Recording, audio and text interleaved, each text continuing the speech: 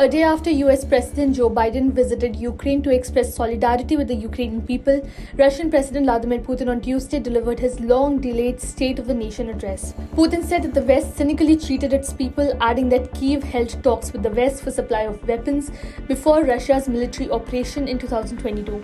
The annual State of the Nation address comes just days before the one-year anniversary of Russia's invasion of its neighbor.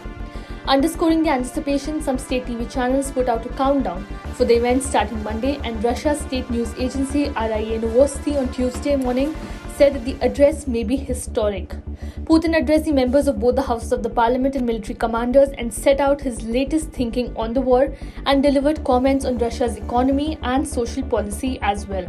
Putin reiterated the Kremlin's lines on launching what Moscow describes as a special military operation in Ukraine, saying that Russia was fighting to liberate people in Ukraine whom he said were hostages of their own regime.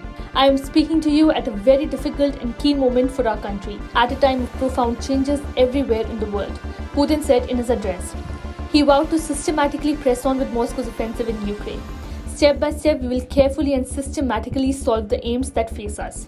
He blamed the West for starting the conflict in Ukraine, saying that the Western countries led by the US were seeking unlimited power in world affairs. We did everything possible, genuinely everything possible, in order to solve this problem by peaceful means. We were patient, we were negotiating a peaceful way out of this difficult conflict, but a completely different scenario was being prepared behind our backs, he said. Putin also criticized Western attempts towards peace since Russia annexed Crimea in 2014, saying that Normandy format and the Minsk agreements were not genuine. He claimed that Moscow had proposed peace plans to NATO and they were not received well.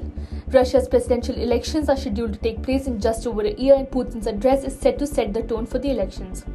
His address also comes at a time when Russia's economy is under significant pressure due to sanctions imposed by the EU and its allies, leading to rising prices and gloomy prospects within the nation. This is Putin's 18th such speech to the Federal Assembly, meant to outline the nation's condition and outlook. His last such address was in April 2021 before Russia invaded Ukraine. While the constitution mandates that the president delivers the speech annually, Putin never gave one in 2022 as his troops rolled into Ukraine and suffered repeated setbacks. The Russian president had postponed the State of the Nation address before.